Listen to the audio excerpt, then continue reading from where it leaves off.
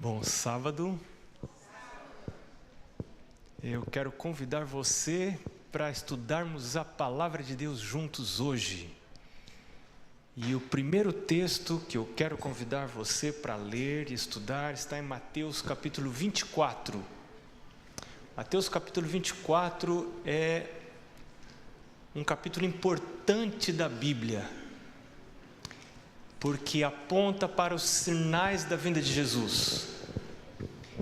E nós podemos encontrar vários sinais: guerras, desastres sociais, naturais, problemas de saúde, como por exemplo no verso 7, pestilências, terremotos. No verso 9, perseguição religiosa. Verso 10, escândalos, traições, ódio. Eu acho muito interessante no verso 10 que alguns se ofenderiam, se escandalizariam, outras traduções. Existem pessoas que se afastam dos caminhos de Deus porque se escandalizam com coisas que acontecem entre aqueles que dizem que servem a Deus. Você já viu gente assim? Por que você não segue mais a Deus? Não, porque o fulano faz isso, o fulano fez aquilo. Eu conheço um pastor lá na igreja tal que fez isso, que fez aquilo.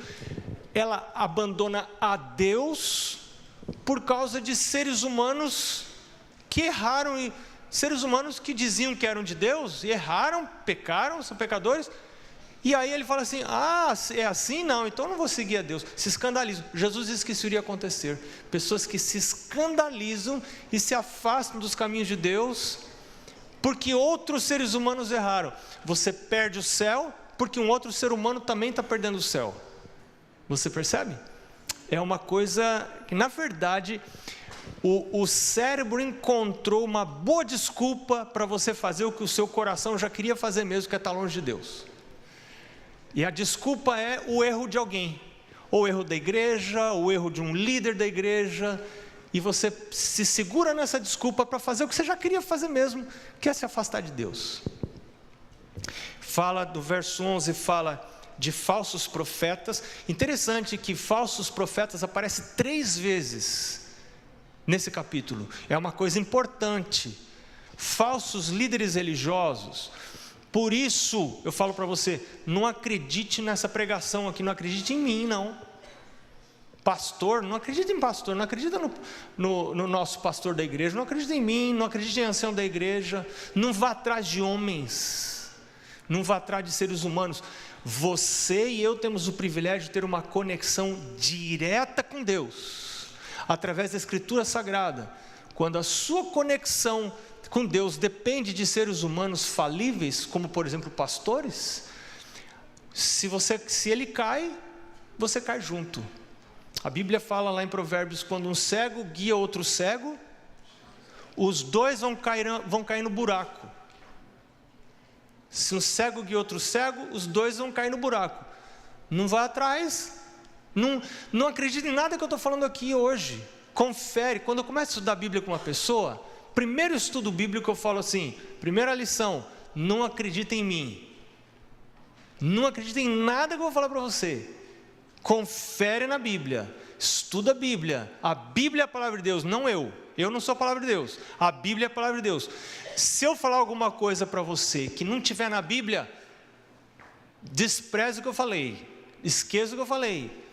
A autoridade para a minha vida não são líderes religiosos. A autoridade para a minha vida tem que ser a palavra de Deus, esse livro aqui. E é por isso que Satanás não quer que a gente leia a Bíblia.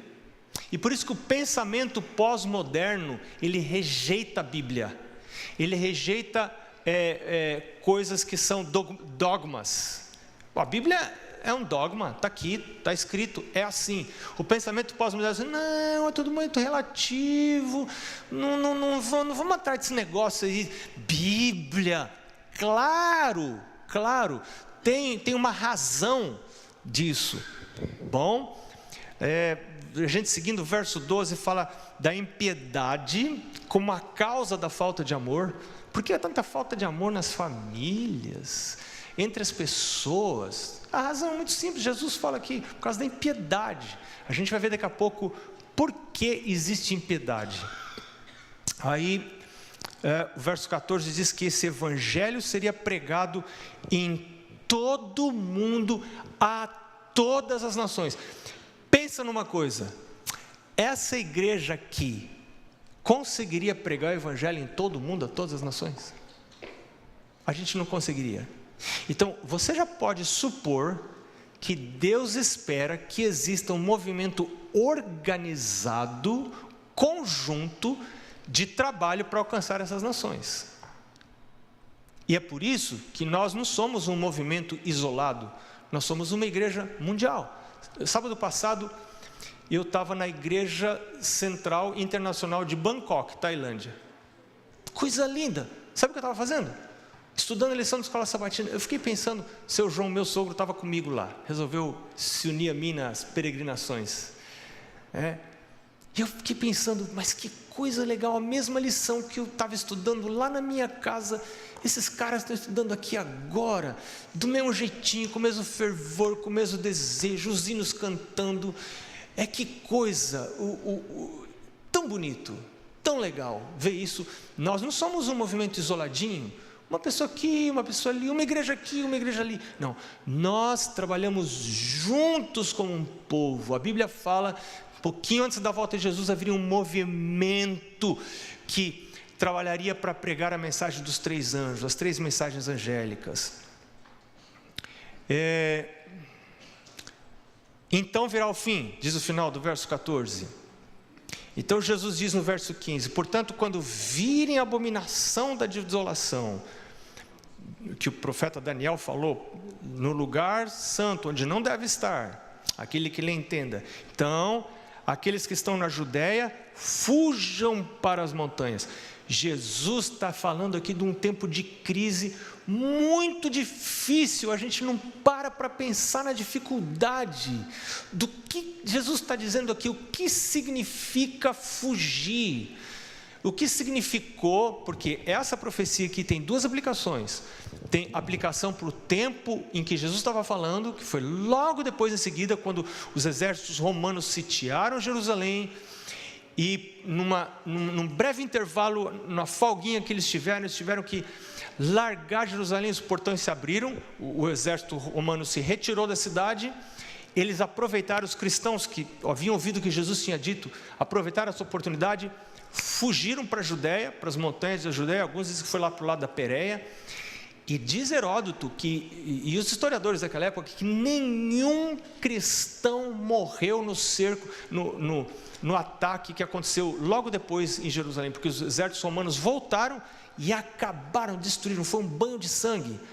Mas eles fugiram, seguindo a ordem de Jesus. E o interessante é que eles tiveram que deixar tudo para trás. Esse ponto é muito importante no que nós vamos estudar hoje de manhã. Eles tiveram que deixar tudo para trás.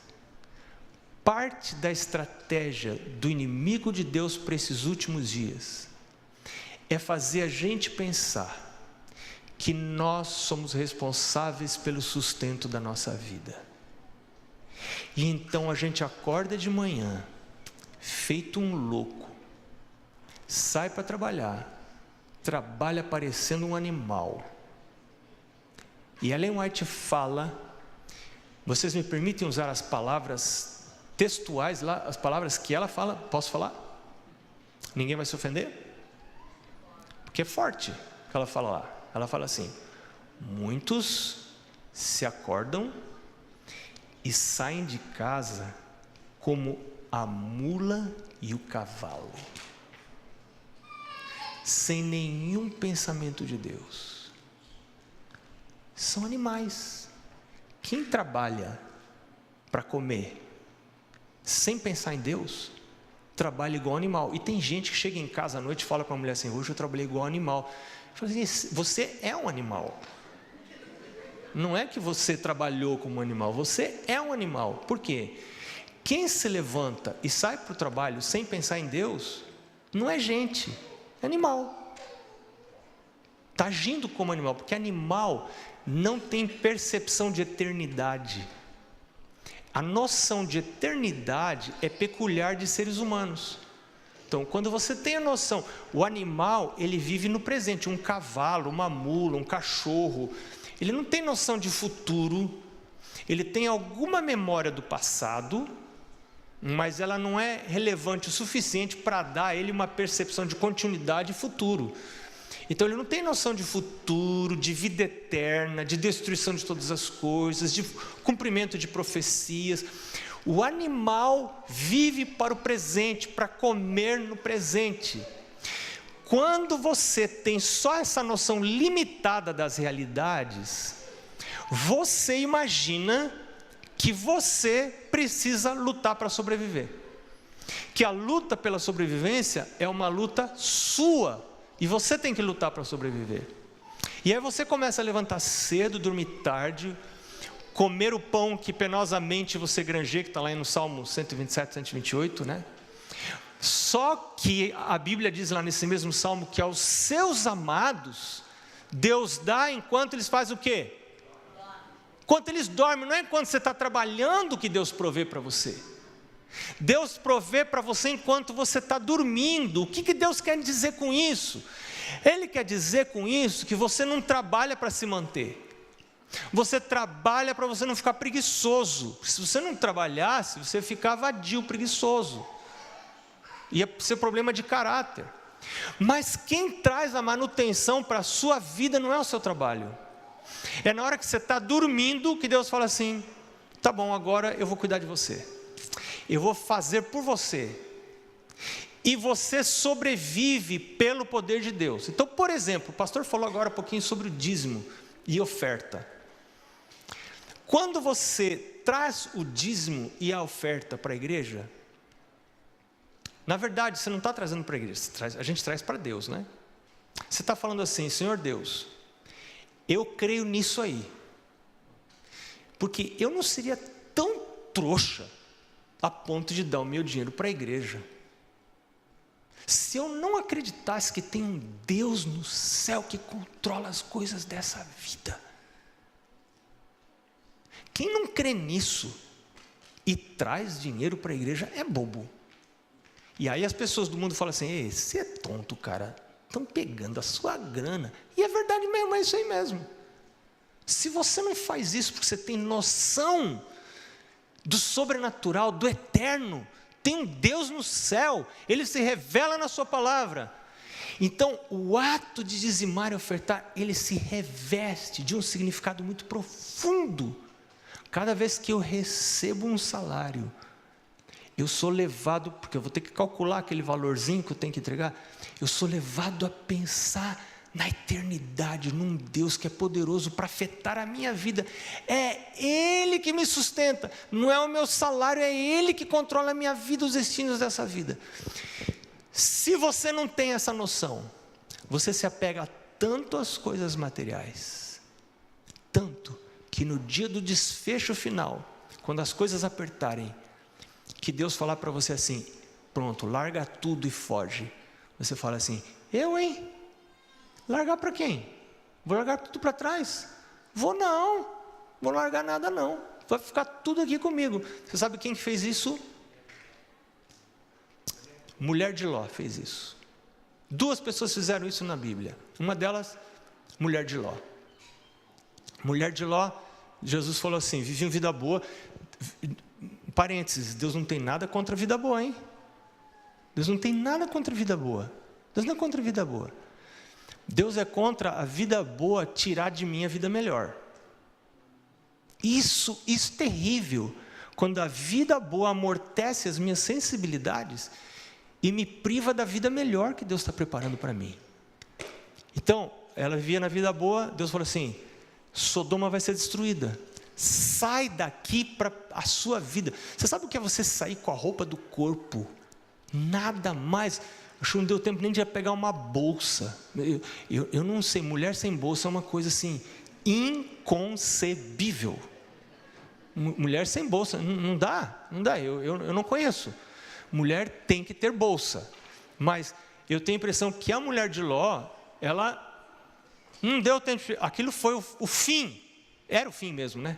Mas o fim para ela, eu acho que foi não poder pegar a bolsa, não pegou nada, e teve que sair, e a ordem de Deus de não olhar para trás, ela era bem sintomática do que estava acontecendo. Não olhe para trás, porque o fato de você olhar para trás revela o quê?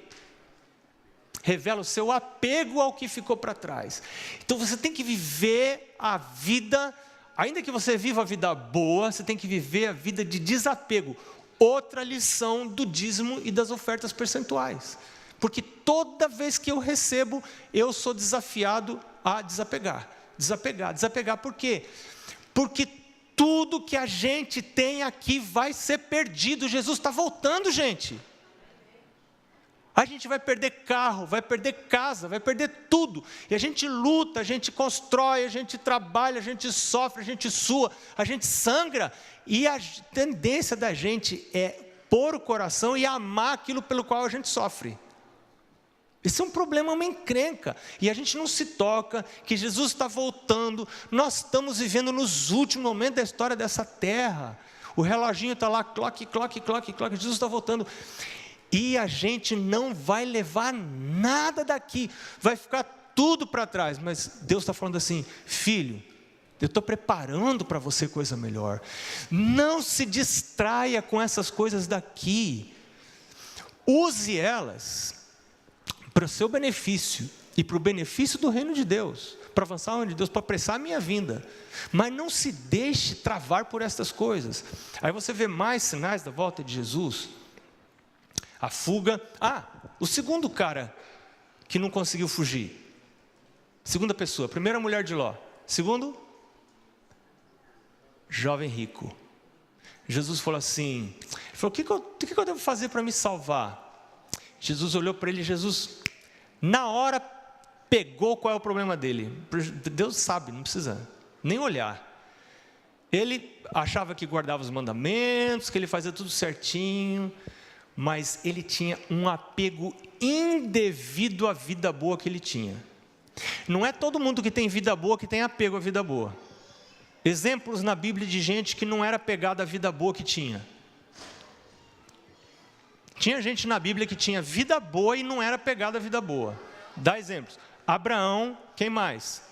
Jó não era apegado à vida boa de jeito nenhum. Quando Deus, tem gente que fala que Deus não tira. Deus tira sim. Às vezes Deus tira sim, a Bíblia fala.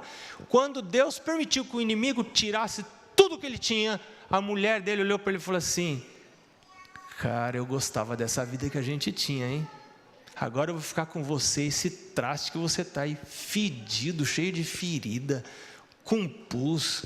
Que ele estava desse jeito, diz que ele coçava com um pedaço de telha, ele catava caco de telha para coçar, não dá nem para imaginar.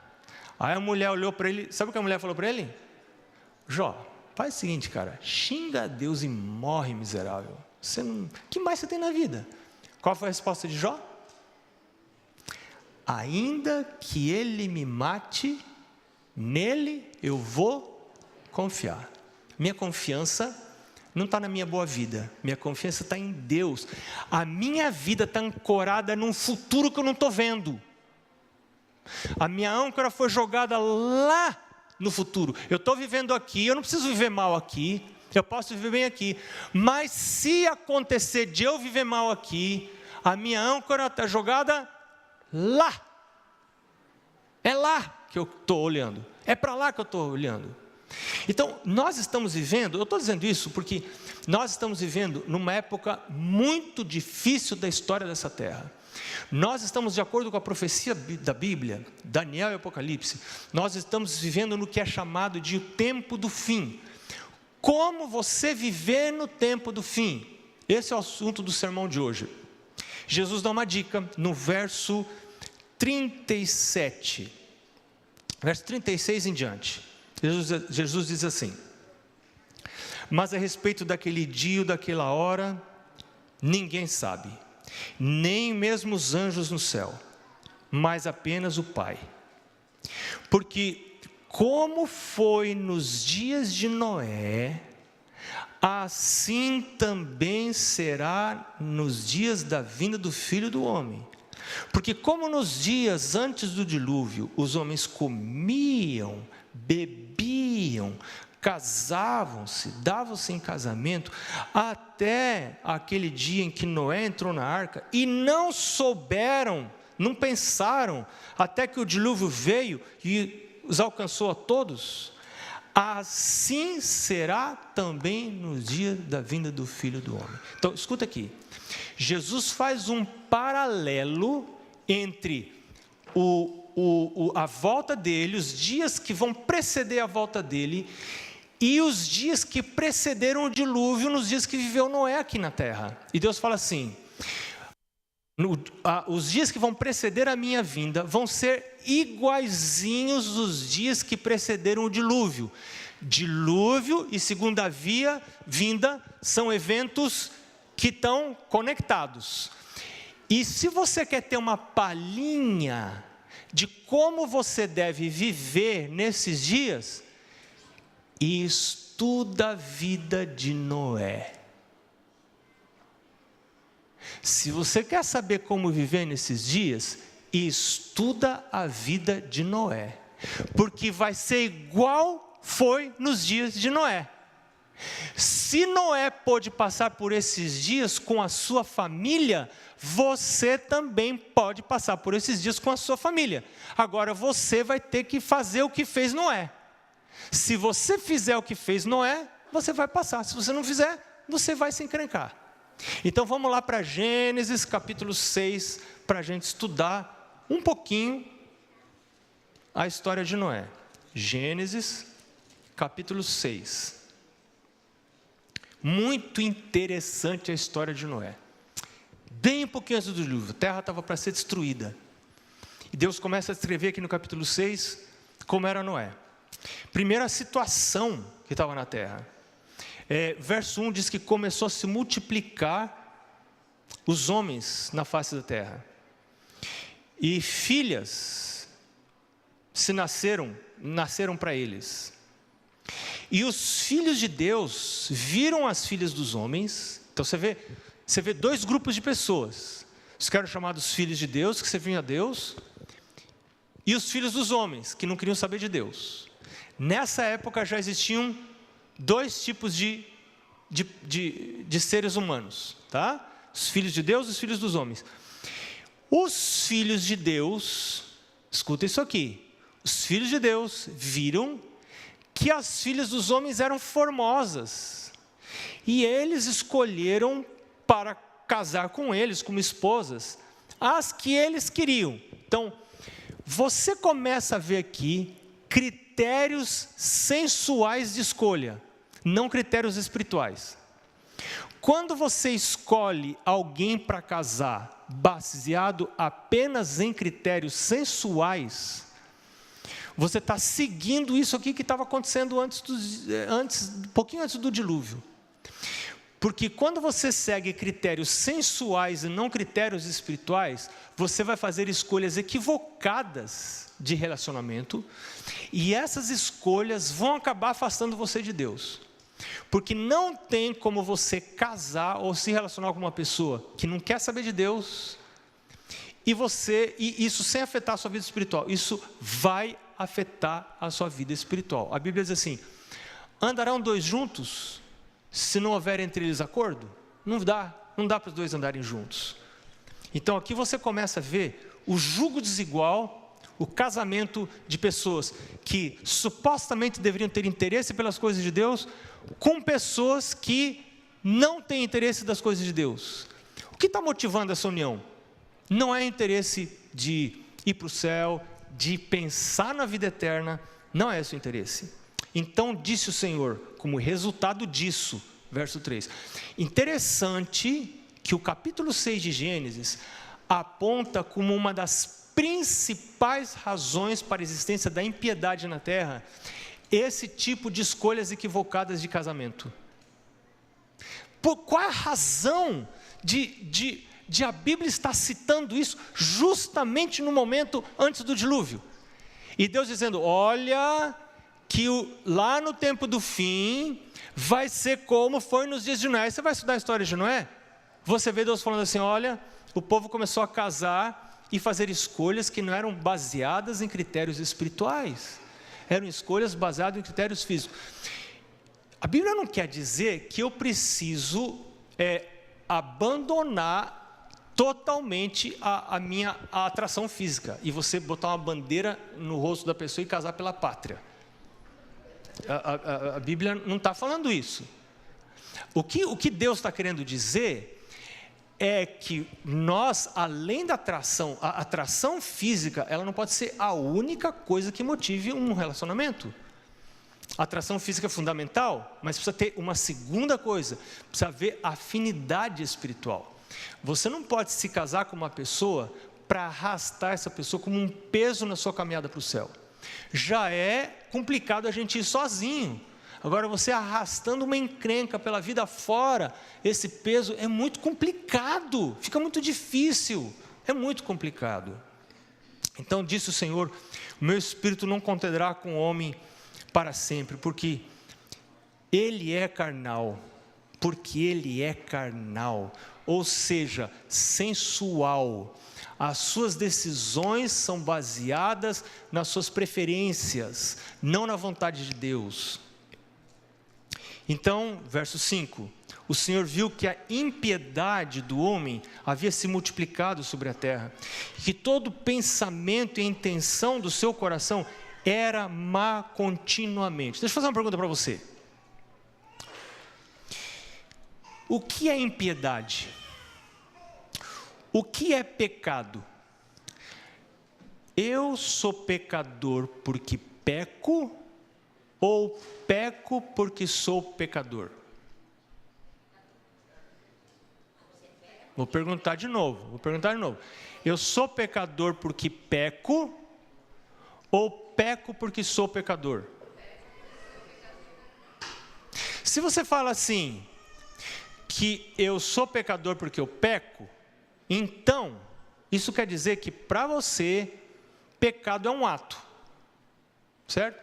Se você não faz nada errado, e muita gente pensa assim, se você não faz nada errado, então você não é pecador.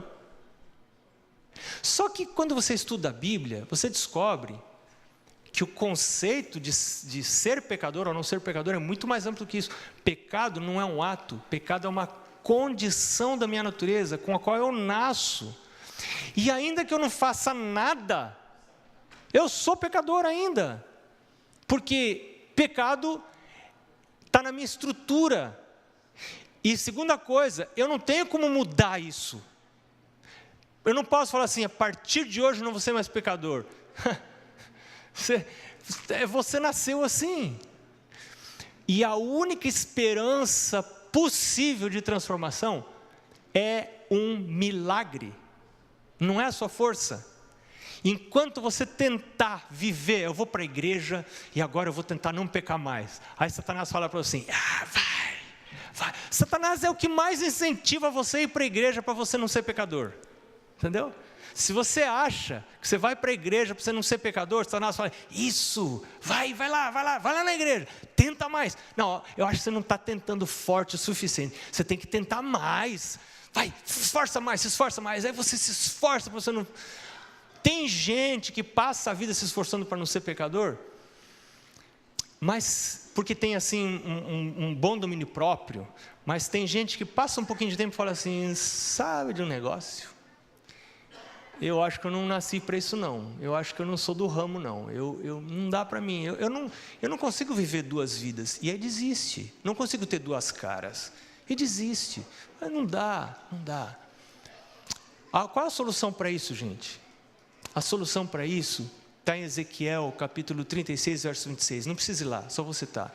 Deus fala assim, dar-vos-ei um coração novo, porei dentro em vós um espírito novo, tirarei de vós o coração de pedra e vos darei um coração de carne. É um milagre de Deus. Vamos fechar o parênteses, porque a gente está falando da iniquidade. Então, verso 5 falou que os seus pensamentos eram somente maus. Então no verso 7 Deus diz, eu vou destruir o homem que criei. Deus destrói? Deus destrói? O amor de Deus leva a destruir? São perguntas difíceis. São perguntas muito difíceis. A palavra de Deus está dizendo que um dia a maldade será destruída. Qual a razão da maldade ser destruída? Porque a maldade, ela gera não somente a autodestruição, mas ela leva o maldoso a destruir outros.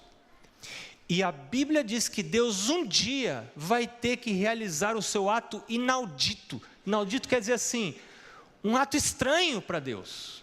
Não é da natureza de Deus destruir. Deus não quer destruir, mas se Ele não tomar uma ação, e eu li um livro muito interessante, e o cara está dizendo assim, se o amor de Deus não o levasse a destruir a impiedade, que tipo de amor seria esse?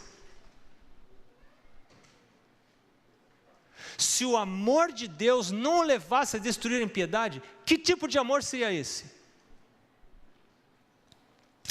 Minha casa, quando eu morei na periferia de São Paulo, lugar muito sujo, esgoto a céu aberto, tinha ratos de tamanho de assustar gato. Rato desse tamanho assim, olha. Eu fui criado com um amor muito grande pela natureza. Para mim, matar um animal é uma coisa contrária à minha natureza. Meus pais criaram a gente assim, a gente não mata nada. Até, eu desvio até de formiga na calçada.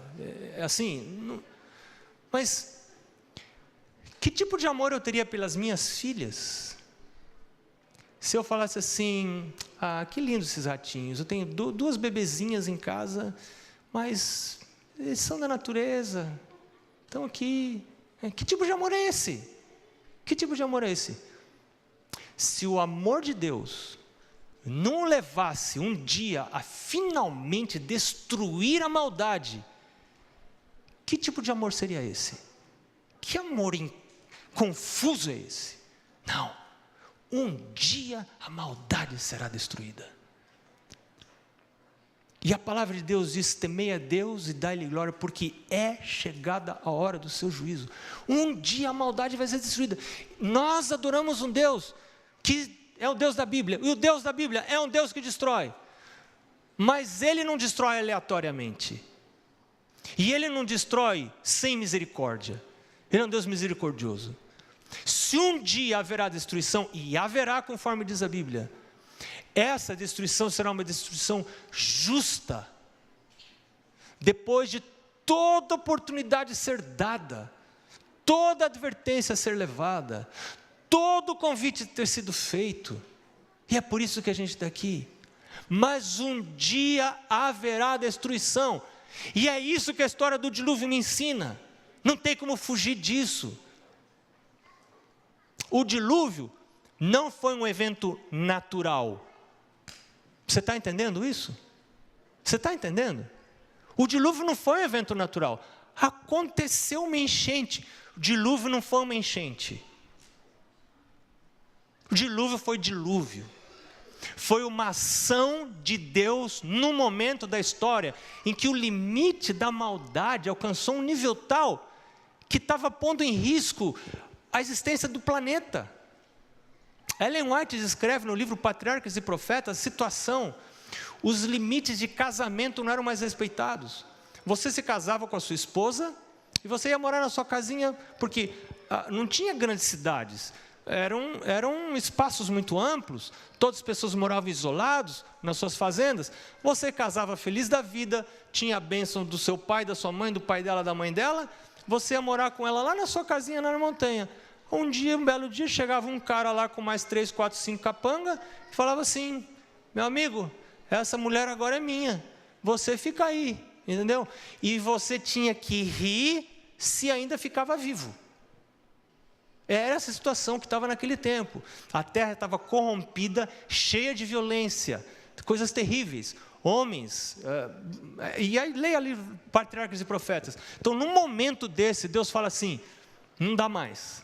Não dá mais, tem muito sofrimento, muita gente sofrendo, muita dor, muita dor. Quando chega um ponto desse, então Deus coloca o seu dedo na história. E isso me mostra o amor de Deus. Esse é o amor de Deus. Isso é amar. É um amor que não fica indiferente ao abuso de uma criança, ao abuso sexual de uma criança. O amor de Deus não é um amor que diz assim, houve um abuso do seu filho, foi abusado sexualmente? Tudo bem, vai acabar em pizza, vai dar tudo certo. Não. O amor de Deus, ele não vai ficar impassível diante da violência, diante da maldade, diante das terríveis injustiças que estão acontecendo no nosso mundo. Nós adoramos um Deus que vai agir. Ele vai agir. E toda a Bíblia está dizendo que Ele vai agir. Então não diga que nós adoramos um Deus que não destrói. O amor dEle o levará a fazer uma coisa que não é do caráter dEle, não é natural dEle, é um ato estranho, mas vai ser realizado. Deus vai fazer isso. E Deus disse, eu vou destruir. E então, quem era Noé? E ele disse, eu vou destruir, verso 7, eu vou destruir o homem a quem eu criei da face da terra, homens, animais e aves e tudo eu vou destruir. Mas o verso 8 diz que Noé achou graça diante de Deus. Por que Noé achou graça diante dos olhos de Deus? E agora você vê nos versos seguintes, esta era a genealogia de Noé. Noé era um homem justo, perfeito nas suas gerações. Noé andava com Deus. Escuta aqui um negócio. Quando você lê um negócio desse aqui na Bíblia, você fala assim, agora lascou para mim. Olha como foi descrito Noé aqui. Não era um homem justo, não era um homem perfeito diante das suas gerações. Noé andava com Deus. Agora olha eu estou longe de ser um cara justo, mais longe de ser um cara perfeito. Então, quem é que Deus considera justo? Essa é a pergunta que a gente tem que fazer. Quem é que Deus considera perfeito? Aí você vai lá para a história de Abraão, Deus fala para Abraão, se não me engano é capítulo 17, verso 1, Deus fala para Abraão, muito curto, não tenho certeza se é capítulo 17, mas acho que é. Deus disse para Abraão, anda na minha presença e ser perfeito. Para Deus, perfeito quem é? Perfeito não é quem não peca. Escuta, perfeito não é quem nunca erra, isso seria impossível. Lá no livro de Romanos diz que não há quem não peque, todos são injustos, todos a uma se desviaram, lá em Romanos capítulo 3.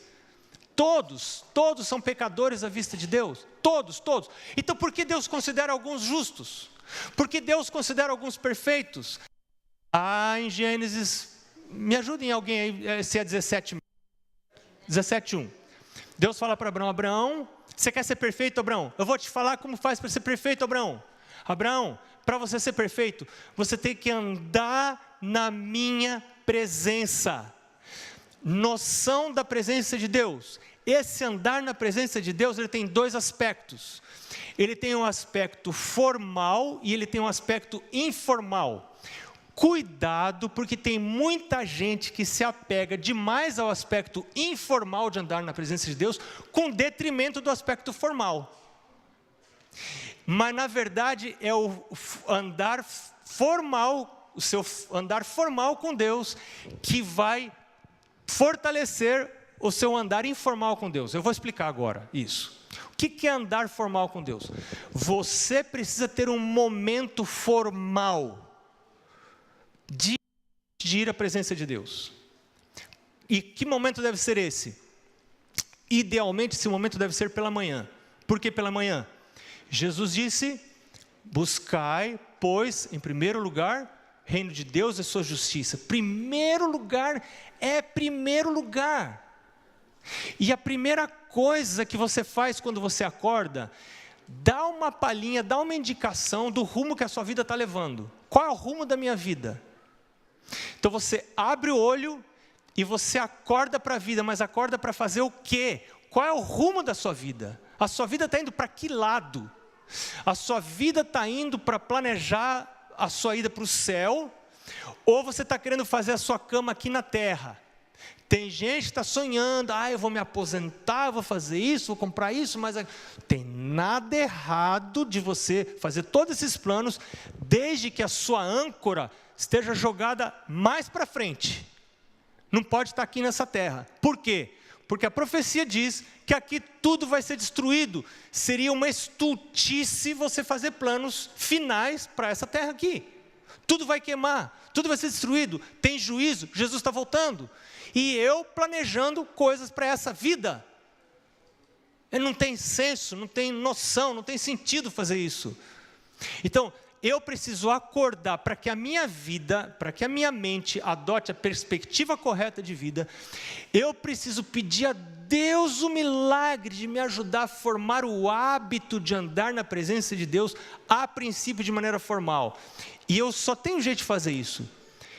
É eu desenvolvendo o hábito. E para desenvolver o hábito eu preciso ter uma hora, um momento para eu acordar todos os dias, à mesma hora, no mesmo lugar, sabe, fazendo a mesma coisa. Você ir à presença de Deus, gastar um tempo, põe um limite para você, 15 minutos, 20 minutos, 10 minutos, 5, escolha você, fale com Deus, e esse momento você vai dedicar para você fazer o seu culto a Deus. Adorai a Deus e dai-lhe glória, porque é chegada a hora do seu juízo. Tem tudo a ver com adoração. Se você não adora a Deus em casa, você também não encontra com Ele na igreja. Às vezes você vai na igreja e fala assim, o sermão hoje não me tocou. Nada vai tocar. Nada vai tocar você. Não fica esperando que você está lá parado e alguma coisa vai tocar você. A Bíblia não vai atrás de você. É eu que tenho que ir à Bíblia. Eu que tenho que ir lá. Eu que tenho que ir para Deus. Meu Deus, eu estou aqui à tua procura, meu Deus. Então, se eu encontro Deus em casa, eu vou encontrar Deus na igreja também. Mas primeiro eu preciso encontrar Deus em casa. Preciso estar lá buscando meu Deus na minha casa, com a minha família. Primeiro eu sozinho, depois com a minha família. Então, quando eu ando com Deus de maneira formal, começando de manhã cedo, agora eu saio de casa, eu posso o dia todo continuar na presença de Deus, falando com Deus, enquanto eu estou trabalhando, estou negociando, estou comprando coisas, estou vendendo coisas. Não tem nada errado comprar, vender, fazer todas essas coisas. Só que lembra que vai chegar um dia, lá no Apocalipse, nós estudamos semana passada, que a gente não vai poder mais fazer o quê? Nem comprar, nem vender. Gente, aí já é o fim. Aí já é o fim. Eu estava pensando, eu não vou poder comprar nem vender. Se eu não posso comprar nem vender, eu não vou poder pagar a conta de luz. Se não pagar a conta de luz, não vai ter mais ar-condicionado na minha casa. O heater não vai mais funcionar. Como é que eu vou fazer no inverno? Eu não sei nem plantar comida, como é que eu vou fazer? Então, é uma coisa assim que eu não consigo nem pensar. Só que isso vai chegar. Não está longe de chegar, gente. É isso que a palavra de Deus está falando. Agora, como lidar com isso? Deus fala assim, estuda a história de Noé. Aí Deus diz, eu vou destruir a terra, mas Noé não vai ser destruído. Por quê? Porque é um homem justo. Por que ele era justo? Porque ele andava com Deus. Então, se você olha para você, você vê que você é pecador, você tem erro, tem defeito. Mas toda manhã você vai à presença de Deus e fala, Senhor, olha, eu vou falar um negócio para o Senhor. Vou falar bem a verdade para o Senhor, não vou enganar o Senhor não. E nem adiantava porque ele lia até pensamento. Você fala assim, Senhor, eu estou aqui, vou falar bem a verdade para o Senhor. Eu não estou aqui porque eu sou flor que se cheire não. É bem o contrário. Eu não estou aqui para fazer show de santidade. Olha, Senhor, sabe que tem gente que até revira o olho assim de santidade, vai lá, busca Deus. Não, Senhor, eu estou vindo aqui, é justamente o contrário. Eu sou da pá virada, meu Deus, o Senhor não sabe. Eu não presto, meu Deus, eu faço coisa errada, eu maltrato quem eu devia amar, eu faço tudo errado, eu como errado, eu estou me destruindo a minha vida, a minha saúde, estou acabando comigo, estou acabando com a minha família, estou arrebentando com tudo, Senhor, eu devia estudar, eu não estudo, eu devia trabalhar direito, eu não trabalho, eu faço tudo errado, Senhor, mas é por isso que eu estou vindo aqui. Deus fala assim, você está brincando, você está vindo aqui por causa disso? Meu filho, você é meu filho. Você é uma pessoa justa. Você está entendendo o conceito de justiça para Deus? Você quer ser justo? Anda com Deus. Você anda com Deus. Deus fala assim: você é justo. Porque no momento que você reconhece que é pecador, você não fica arrumando desculpa. Todo mundo faz, porque lá na igreja todo mundo é assim. Você desculpa, não arruma desculpa. Não fica fazendo pecado mais leve. Tem gente que fica fazendo pecado mais leve. Não, isso era antigamente, hoje não é mais assim. Não arruma desculpa, fala a verdade. É pecado mesmo, acabou. É eu que estou errado. Quando você fala assim, Deus fala assim: opa, achei uma pessoa diferente. Que o mundo inteiro está enrolado. Todo mundo querendo arrumar desculpa para fazer coisa errada. Agora achei um que fala assim: não, eu estou errado mesmo. Puxa, essa pessoa é diferente. Essa pessoa, eu não encontro gente assim na terra. Filho, você é justo. Você reconheceu que é errado, confessou os seus pecados. O que acontece? Aquele que confessa seus pecados, se confessarmos nossos pecados, Ele é fiel e justo para nos perdoar os pecados e fazer o que mais?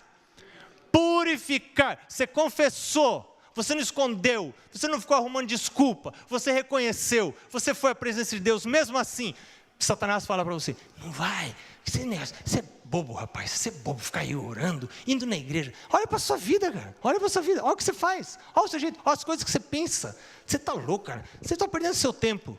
E Satanás fica falando para você essas coisas, para você não buscar Deus, porque você não merece. Você sabe, aí tem gente que fala assim: sabe o que é mesmo? Acho que o diabo tem razão, eu acho que eu não presto mesmo, né? Aí ele a cabeça fraca, né? Cabeça fraca. Assim, o diabo tem razão, eu acho que eu não presto mesmo, acho que eu não sou esse negócio de Deus, de igreja. Sabe o que? Eu vou largar tudo. Mas aí quando você estuda a Bíblia, você vê que o diabo tem razão, mas você não fica na do diabo, não. Você pode falar para o Satanás assim: é verdade, é tudo verdade mesmo, eu não presto mesmo, eu não presto mesmo. Mas eu estou indo buscar Deus, não é porque eu presto. É justo porque eu não presto. Se eu prestasse, eu não precisava. Mas eu estou buscando a Deus é porque eu não presto mesmo. E Jesus falou assim: aquele que vem a mim, de maneira nenhuma eu vou jogar fora. Você vem para mim, mesmo que você ache que você é pecador, que você não presta, você faz tudo errado, aquele que vem a mim, de maneira nenhuma eu lançarei fora. Então não pensa que Noé era um cara que não tinha erro nenhum, que não errava, que não fazia nada errado. Noé era errado, tinha coisas erradas, mas o segredo de Noé era o quê? Ele andava com Deus. A gente não tem... O tempo acabou e eu preciso terminar o sermão, mas eu quero enfatizar uma coisa do sermão. 5 ou 6 vezes aparece a citação de Noé, a esposa, os filhos e as noras. A experiência de Noé com Deus não era uma experiência isolada de um indivíduo que estava buscando ser um asceta e vivendo num monastério, isolado nas montanhas, sem contato com o mundo real. Ele vivia a Deus, ele andava com Deus na sua vida em família. E quando alguém quer buscar a salvação, ele não busca a salvação sobre si, ele vai buscar a salvação para a esposa e para os filhos, e para as noras. E a gente não tem tempo de estudar isso nos capítulos seguintes, mas quando você começa a andar com Deus, você não dorme à noite enquanto você não tem certeza que os seus filhos estão buscando a Deus e já desenvolveram o hábito de andar com Deus. Isso é fundamental numa experiência religiosa. Uma experiência cristã, ela não ocorre isolada da vida em comunidade. Ela precisa acontecer dentro da vida em comunidade. E a primeira comunidade, a mais fundamental, é a comunidade da família. Acontece dentro da minha casa. Então, Noé buscava Deus sozinho, Mas a segunda coisa, ele buscava Deus em família. E você vê quando ele sai da arca, não dá tempo da gente ler agora, a primeira coisa que ele faz, ele reúne a sua família, ele constrói um altar, e o que ele traz para Deus? Uma oferta. Agora, o que era a oferta que ele trouxe para Deus? Você lembra lá, na Bíblia? O que era a oferta? Animais. Responde para mim, o que ele tinha para comer? Mundo destruído. Tudo acabado. Não tinha plantação, não tinha agricultura, porque ele tinha acabado de sair da arca. E os únicos animaizinhos limpos que ele podia comer, desse pouquinho de animais limpos que ele pegou 7 casais de cada um, o que ele faz? Que era o sustento deles, a vida dependia disso. O que ele faz? Ele constrói um altar e ele oferece isso para quem? Para a igreja? Vou dar uma ajuda para a igreja. Gente do céu, quando a gente pensa em oferta e a gente pensa que está ajudando a igreja, isso é uma ofensa tão grande para Deus. Tão grande. Porque Deus fala assim, o quê? Você está achando que eu preciso da sua ajuda? Você está achando que eu, o Criador do universo, preciso da sua ajuda? Meu amigo, você perdeu sua cabeça. Não. Eu trago a minha oferta como um ato de adoração. Oh, meu Deus, aconteceu essa crise universal, o mundo foi destruído, o dilúvio aconteceu, o Senhor preservou a minha família. Está aqui minha esposa, meus filhos, minhas noras, e agora eu venho diante do Senhor trazer a minha oferta. Nós vamos terminar o de hoje com Hebreus capítulo 11, quando no Novo Testamento, uma outra citação, que eu me lembro, são as 2 citações sobre Noé que a gente encontra no Novo Testamento, uma de Jesus, em Mateus 24, e a outra aqui em Hebreus capítulo 11, verso 7, diz assim, pela fé, Noé sendo divinamente advertido das coisas que ainda não se viam, agiu baseado em santo temor, e preparou uma arca, para quê? Para quê? Salvar o quê? A sua casa. Ele seguiu a orientação de Deus com um objetivo: salvar a sua casa. Mas perceba que Deus deu uma orientação profética para ele. Ele seguiu a orientação profética. Eu não vejo jeito de a gente salvar a casa da gente sem a gente seguir a orientação profética. Qual a orientação profética que a gente tem hoje? A Bíblia e os escritos de Ellen White. Se você não estiver lendo essas coisas, não tem como salvar a sua casa. Ele, advertido divinamente por Deus, orientação profética, ele salvou a sua casa e se tornou o quê? Herdeiro da justiça que vem pela fé. Meu desejo é que essa semana comece na minha vida, na sua vida, um andar diferente com Deus. Um andar de quem tem noção do tempo que está vivendo. Um andar de quem entendeu que nós estamos vivendo nos últimos momentos da história dessa terra. Um andar de quem vai mudar o foco da vida.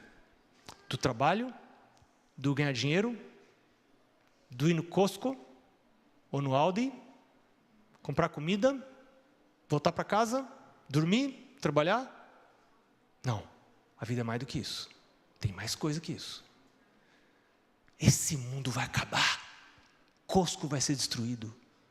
Não vai ter mais Costco. Não vai ter mais Aldi. Não vai ter mais. Vai acabar tudo. Vai acabar tudo. Eis que faço novos céus, nova terra. Eu tenho que viver preparado para esse mundo que vai vir, não para esse que está aqui. E por isso eu preciso acordar cedo, todo dia, buscar Deus, envolver minha família nessa busca. Deus abençoe você, prepare você e a mim para esse momento que está bem pertinho aí. Amém. Vamos orar. Vamos ficar em pé, vamos orar.